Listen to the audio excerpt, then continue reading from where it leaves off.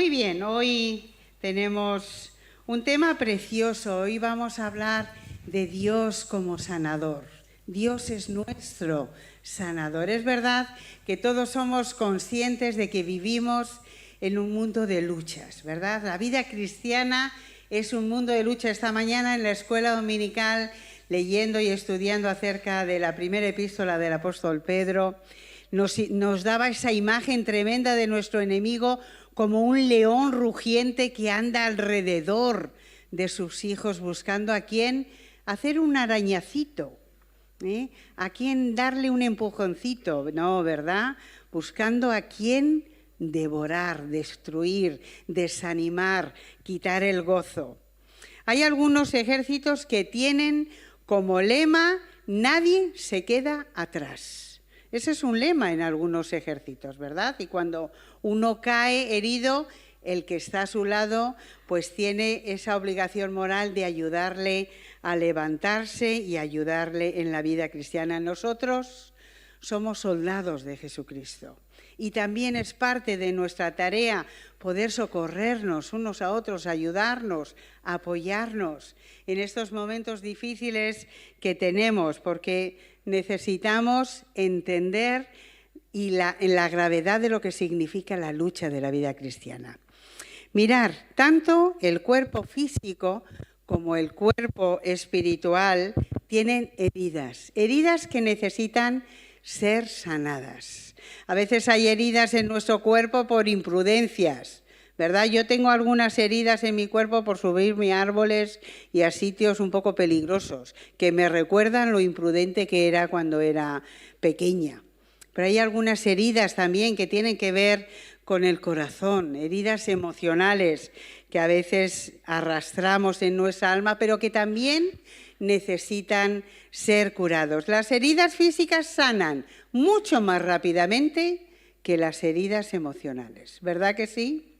Una herida sana, en un par de semanas ya puedes empezar a ver allí cómo va madurando tu cuerpo y al cabo del tiempo ves la cicatriz, pero ya no duele, pero hay el alma. Hay esas heridas que tienen que ver con una palabra, con un hecho que hemos vivido, cómo cuestan de sanar. A veces esas heridas lo que nos llevan es a tener un corazón encadenado a malos recuerdos, encadenados a traumas que han sido y que han formado parte de nuestra vida y que seguimos arrastrando con el paso del tiempo. Salmo 147, versículo 3, es un salmo precioso que os animo a que memoricéis. Él sana los corazones destrozados, venda sus heridas. El Señor es nuestro sanador. El Señor es aquel a quien podemos acudir, aquel que en medio de nuestras heridas, a través de la cruz del Calvario, puede traer sanidad a nuestra alma, a nuestras emociones. Tenemos un Dios maravilloso que es capaz de entender todas las situaciones que hemos experimentado, porque Él supo lo que era vivir el rechazo. Él supo lo que era ser despreciado. Él supo lo que era ser tratado con injusticia. Él experimentó en su propio cuerpo todas las cosas que hemos vivido. Y es capaz de acercarse a nosotros, de sanarnos y de traer libertad para nuestra vida. La incubación, hermanos, de recuerdos dolorosos en nuestra memoria, como hablábamos hace apenas unos domingos, llega a causar traumas en nuestra vida, complejos, que nos interfieren en nuestras relaciones unos con otros, con nosotros mismos y aún, fíjate, en nuestra relación con Dios.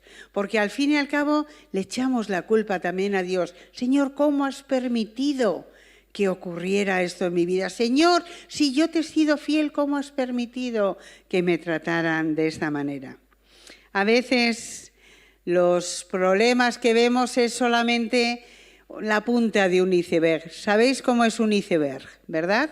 Vosotros, bueno, nosotros no, porque aquí en el Mediterráneo no tenemos esta experiencia, pero todos hemos visto reportajes y demás Cuando van los barcos a estas zonas del norte del globo, nuestro globo terráqueo, como ven esos trozos de hielo que van flotando por el mar y tú los ves y dices, ¡ay, mira qué trozo de hielo! ¡Qué bonito esto!, ¿verdad? Pero para los barcos esta es una situación terrible. ¿Sabéis por qué? Porque solamente de un iceberg se ve el 10% de su volumen. El mayor volumen del iceberg está debajo del agua. Lo que tú ves de él es muy pequeño, el grueso está debajo y muchas veces ocurre lo mismo en nuestra vida.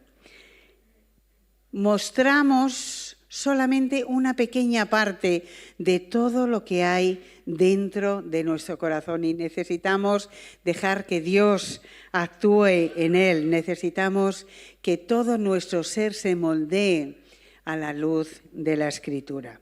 Mirad, nuestra vida emocional es como una serie de botones que están conectados unos a otros, conectados. Alguien te causa una ofensa, alguien viene y te dice algo y automáticamente el botón del dolor se activa y se produce un dolor en tu vida. Si ese dolor no lo tratas, no lo llevas delante del Señor, causa resentimiento, causa rencor y acumulo todas esas sensaciones en mi vida. Si yo no trato esos sentimientos, el botón de la amargura aparece en mi vida. Y la amargura, hermanos, causa odio. Y son botones que están conectados unos a otros, que empiezan con una ofensa, con algo que nos hiere, con algo que viene a veces injustamente, pero que si permitimos que avancen esos botones en nuestra vida, será como un cáncer que corroe nuestra alma. La amargura viene a destruirnos, el odio y el rencor viene a matar nuestra relación con el Señor y con Dios. ¿Cómo salimos de ahí? ¿Cuál es la clave? ¿Cuál es la llave que me puede llevar a no avanzar en esos botones en mis sentimientos? Mi voluntad, hermanos. La voluntad que está en el centro de mi pensamiento. Esa capacidad que tengo de decidir. Decido no guardar rencor.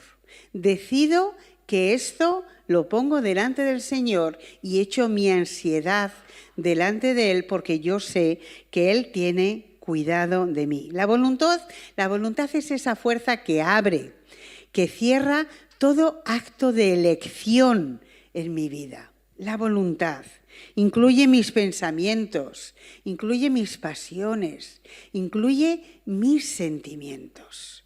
Yo decido, no somos personas que no tenemos voluntad, yo decido. Es que las circunstancias me obligaron. Es que podemos poner mil excusas. No, tú decides lo que haces. Nadie te obliga a ello.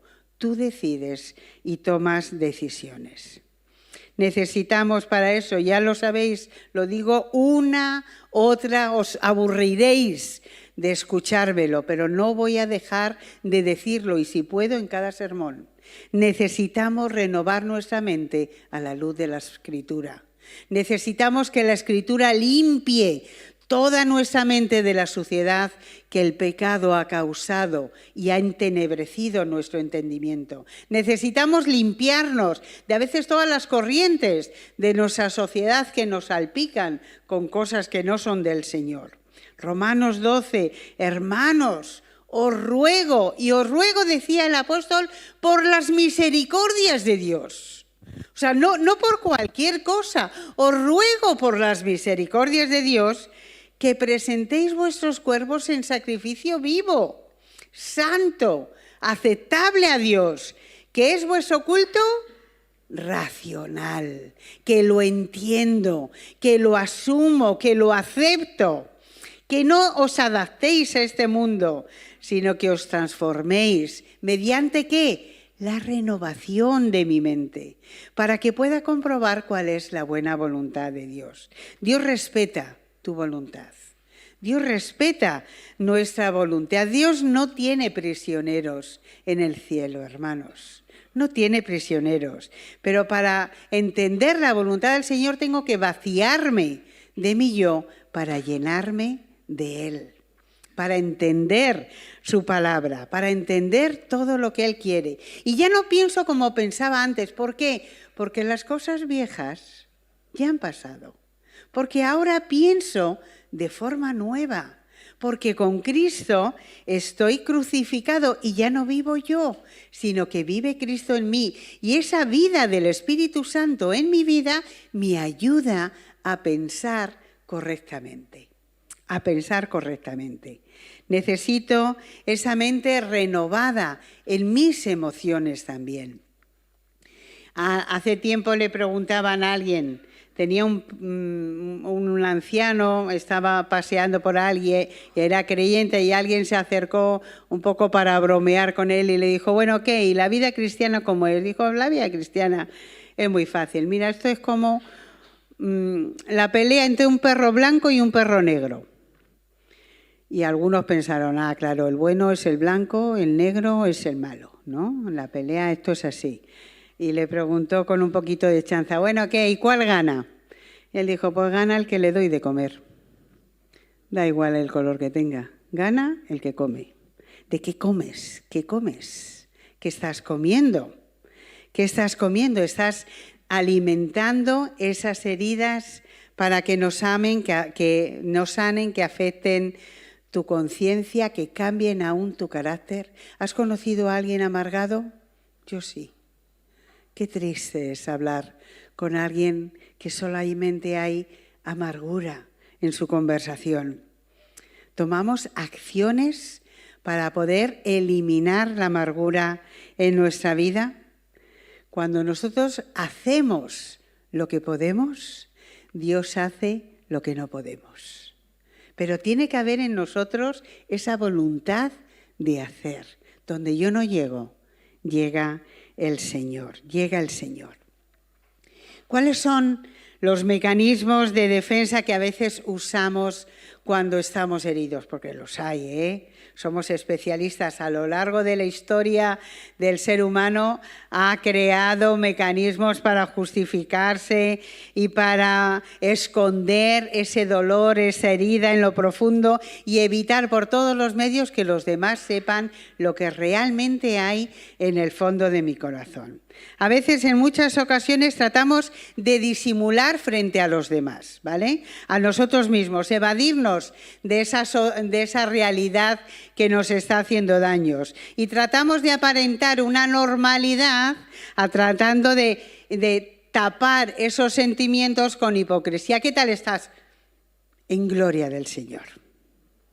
¿Te encuentras bien? En victoria en Cristo.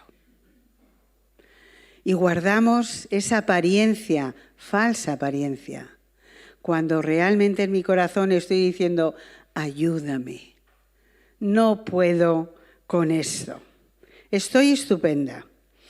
Cuando esta persona herida decide apartarse de los demás, no ser parte de esa comunidad, pierde lo que significa el cuerpo, miembros los unos de los otros. Dice la Escritura, aprended a reír con los que ríen, pero también a llorar con los que lloran. Es parte de lo que significa ser cuerpo del Señor. Poder compartir las cargas unos con otros. No puedo con esto. Ayúdame, hermano. Ora por mí. Necesito apoyo, necesito ayuda. ¿Somos capaces de poder hacer esto o nos escondemos tras un escudo? Mirad, la amargura es como un árbol con grandes raíces que se extienden por todo mi corazón, por todo mi pensamiento. Hebreos 12:15. Mirad bien, no sea que alguno deje de alcanzar la gracia de Dios, que brotando alguna raíz de amargura os estorbe y por medio de ella muchos sean contaminados. Fíjate, la amargura es algo que no solamente me hace daño a mí, sino que contamina también todo lo que es mi entorno. Efesios 4:30 a 32. No contristéis al Espíritu Santo, al Espíritu Santo del Dios, con el cual fuisteis sellados para el día de la redención. Quítense de vosotros toda amargura, enojo, ira, gritería, maledicencia, toda malicia. Vaya lo que pueda haber entre los creyentes. Todo esto, el apóstol dice, quita. Antes, sed benignos unos con otros, misericordiosos, perdonándoos unos a otros. ¿De qué manera? Como Dios os perdonó a vosotros. De esa misma manera. ¿Cuál es la raíz de la amargura? La amargura, hermanos, es angustia del alma.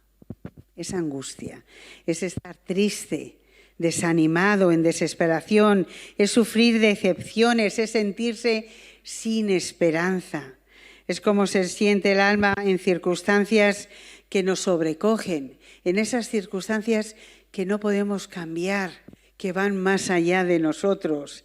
Es esa profunda tristeza que embarga mi corazón y ese resentimiento que va acompañado de deseos de venganza, de ira, de hostilidad.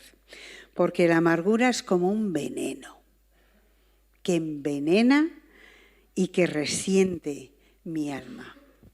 Y tengo que aprender y a entender que tengo que quitar esa contaminación de mi vida, porque eso va a afectar todo lo que soy, todas mis relaciones con Dios, todas mis relaciones, aún mi personalidad, porque distorsiona la realidad, porque me hace inocente y a todos los demás culpables, porque me convierte en la persona buenísima que hay en este mundo y a todos los demás en mis enemigos.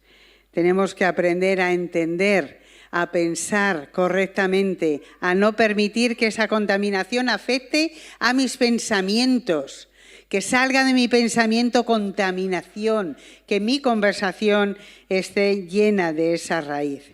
Si la amargura no se trata a tiempo, hermanos, crece, se acumula, madura. Es tremendo, no se queda quieta. Es como las raíces que contamina y envenena todo lo que hay a su alrededor. Como la amargura es un resentimiento que tiene raíces, estas van arraigando en lo profundo del corazón y crecen y ahogan mi alma. Después de que ese ciclo pasa, se llega a convertir en un gran árbol en mi vida. Y los frutos de ese árbol, pues ya sabemos cuáles son. Resentimiento, odio, ira, celos, etcétera, etcétera.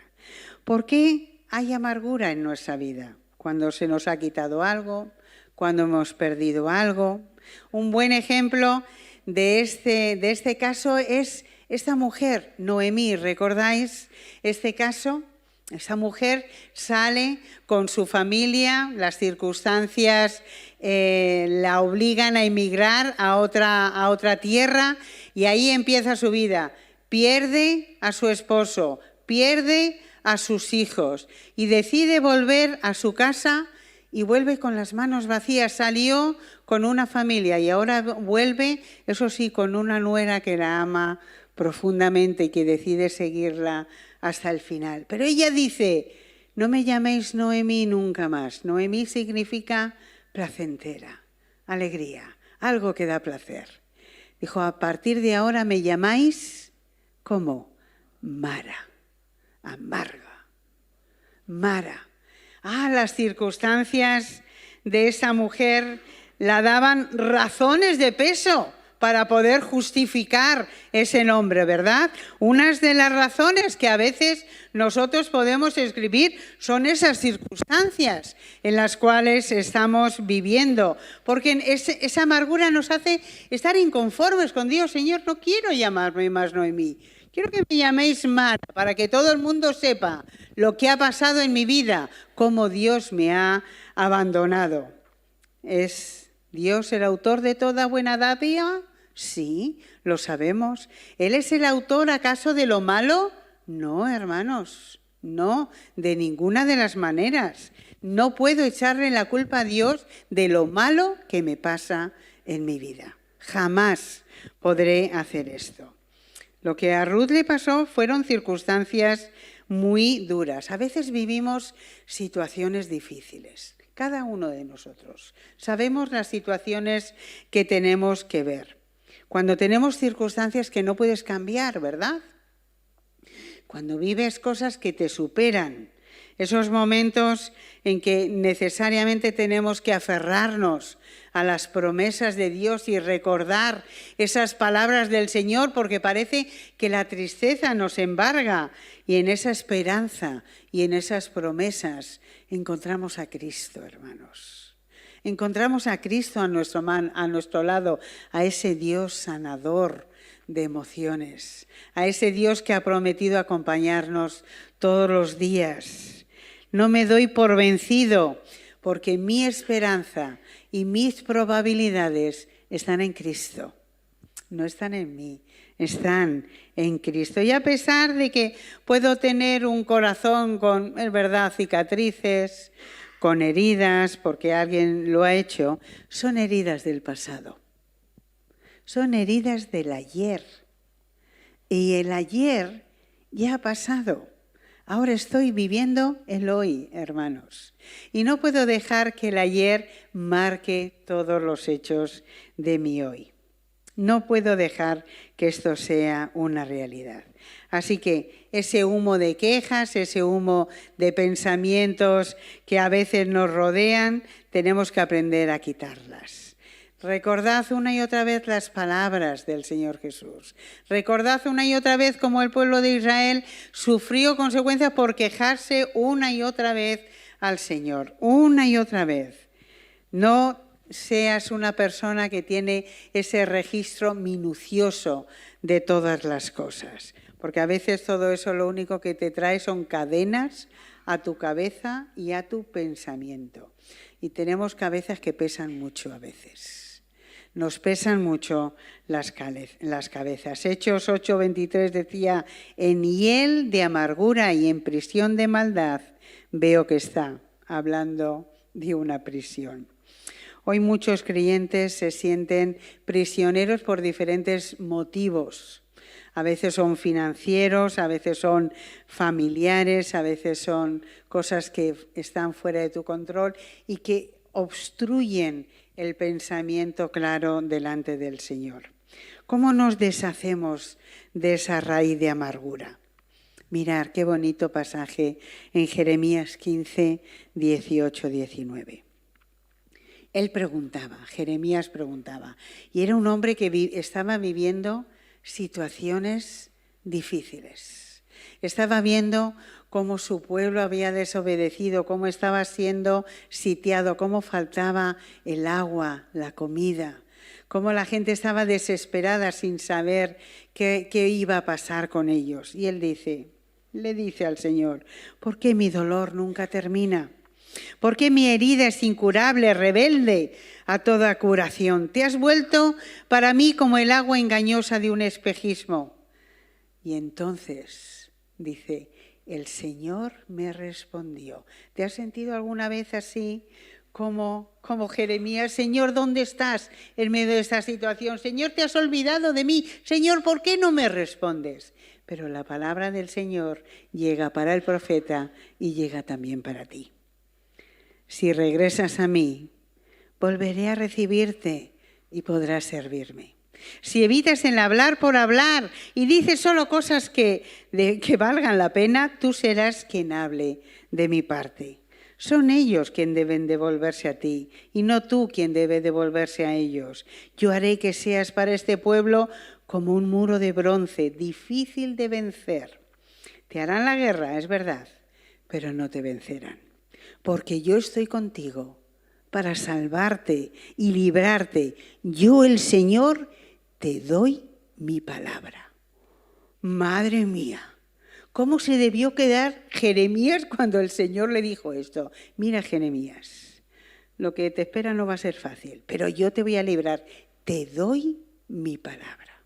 Madre mía, si miras lo bueno, si miras lo precioso, Si miras lo que Dios puede hacer a través de la prueba que estás viviendo, verás tu carácter probado.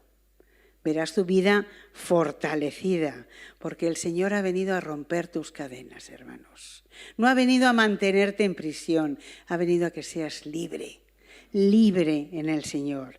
Decisiones de no dejar que la amargura anide en mi corazón, decisiones de que la ira no tome parte en mi vida, la falta de perdón, que el Señor lo haga, porque hay una puerta abierta para nosotros. El Señor no nos ha dejado en esa oscuridad emocional, no nos ha dejado.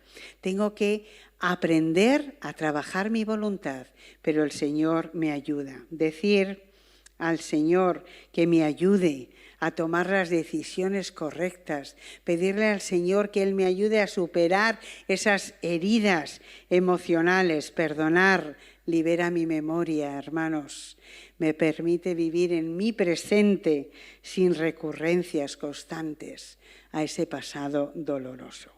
Hay una puerta que encontramos una y otra vez y está en la Escritura. Salmo 147:3, que ya lo hemos leído. El Señor venda mis heridas. Salmo 103:3. El que todas tus culpas perdona, el que cura todas tus dolencias. Éxodo 15:26. Yo soy Yahvé, el que te sana. Salmo 42:11. ¿Por qué, alma mía, desfalleces y te agitas por mí? Espera en Dios, aún le alabaré, salvación de mi rostro y mi Dios. Isaías 53:5. Él ha sido herido por nuestras rebeldías, molido por nuestras culpas. Él soportó el castigo que nos trae la paz y con sus cardenales hemos sido curados. Juan 14:27. Os dejo la paz. Mi paz os doy y no os la doy como la da el mundo. No se turbe vuestro corazón, no se acobarde. Filipenses 4:7. La paz de Dios, que supera todo conocimiento, custodiará vuestros corazones y vuestros pensamientos en Cristo Jesús. En esta mañana podemos dar gloria al Señor, porque Él está de nuestro lado. El Señor te da su palabra. El Señor te da su palabra. No te va a abandonar. El Señor va a sanar las heridas de tu corazón.